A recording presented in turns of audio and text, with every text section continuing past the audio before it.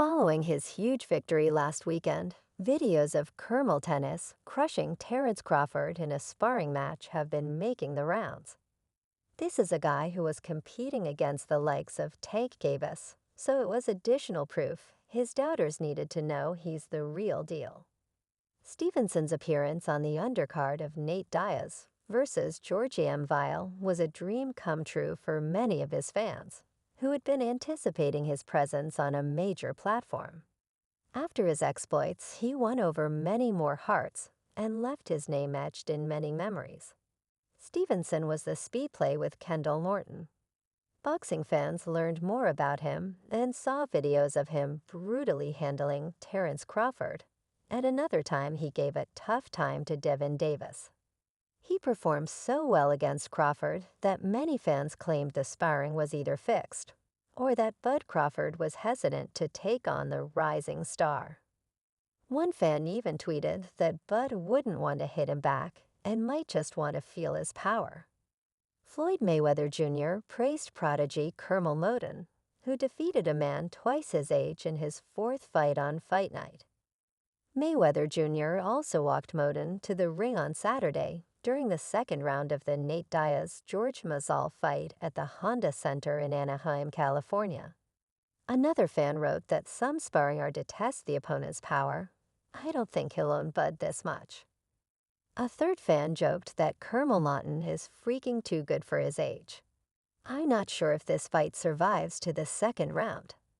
Next up is Mahdi 18 of Las Vegas, who last competed in March and made it to the last round of a professional bout, winning against unbeaten Anthony Cuba in 8 rounds after taking a few minutes to gauge Buzzin's timing. Curmel Moton is a teenager whose bright smile is still surrounded by braces. But on Wednesday, he proved to be one of boxing's most exciting prospects and is quickly growing in popularity by appearing on the largest fight cards in the greatest arenas. Moton was a last-minute addition to the Saturday's card at the Honda Center in Anaheim, California, which was headlined by Ure.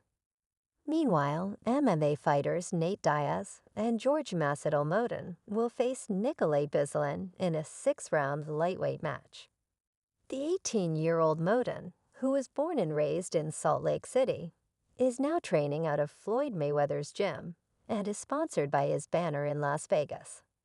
He has already started to demonstrate the depth of his skill and maturity of purpose, which could land him in the biggest fighters sooner rather than later, even without Leonard LBM's excellent job of covering up to throw back. After swift knockout victories over his first 2 professional opponents in September and November of last year, he advanced to an 8-round match and comprehensively destroyed Anthony Cuba.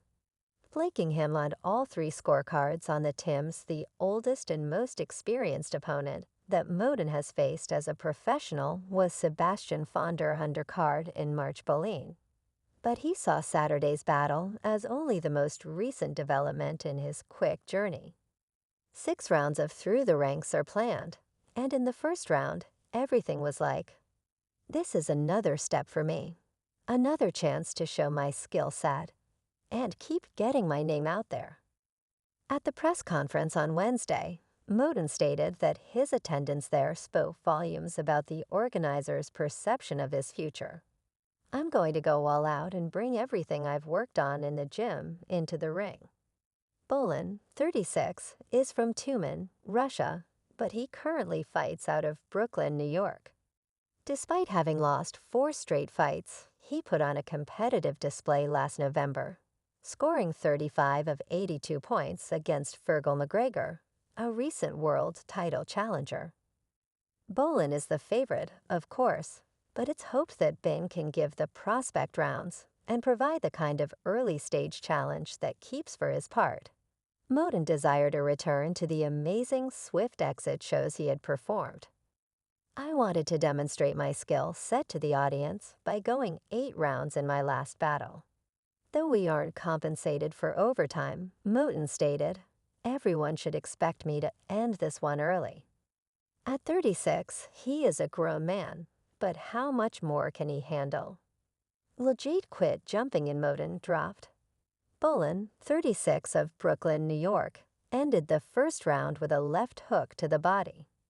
In the second, Moton put more pressure on Bolan and forced him to cover up on the ropes as he fought more for survival than for victory. After this significant victory, referee Jack Rice waved off the fight. A fan who may have been present at the time released sparring footage of Terence Crawford. And if we're being factual, Curmel Moton had the better of Bud, repeatedly using his power on him in an attempt to stop the world champion. Although Bud wasn't stopped, it was clear that he was the better fighter during their sparring, which provides additional insight into the caliber of skill and greatness that Curmel Moton will bring to the ring once he reaches his peak. When he was roughly Curmel Moton's age, Shaker Stevenson spoke about his sparring sessions with Terence Crawford and recounted the best beating he had ever received in the ring. The only person I could say beat my ass to this day, and being realistic, is Terence Crawford. When I was like younger, and you sparring, yeah, change you right up well, Stevenson said. But with Curmel Moton, who's set to do greater than Shaker Stevenson ever did, things are completely different. In 2015, Shaker Stevenson recounted a vicious sparring match with Terence Crawford. I was 17, God, do I want to hear that, Stevenson said. I'll take it, Crawford. Please pick him up. After winning world titles in 3 weight classes, including lightweight, where he presently holds the WBC title, Stevenson has established himself as a respected figure in U.S. boxing. In his professional career, Stevenson has never lost, and opponents have seldom been able to lay a glove on him. The current pound-for-pound star, Crawford Bud, who is 9 years older than Stevenson, was matched against the 17-year-old, bright young prospect Stevenson, and it was considered training experience that would be crucial to help bridge the gap between his amateur career and professional level. Darn little he got me when I was 17, man, he did damn. I sparred him 100 times after that. Though it's oh-so you up after that one time, I don't talk about smart say, especially not with my brother. It's wonderful job, but he tightened you up. Yeah, when I was 17, he beat the living hell out of me. I will tell the truth. Stevenson stated that he was the one who encouraged sparring rounds to occur, but he wasn't prepared for the beating he received in the gym.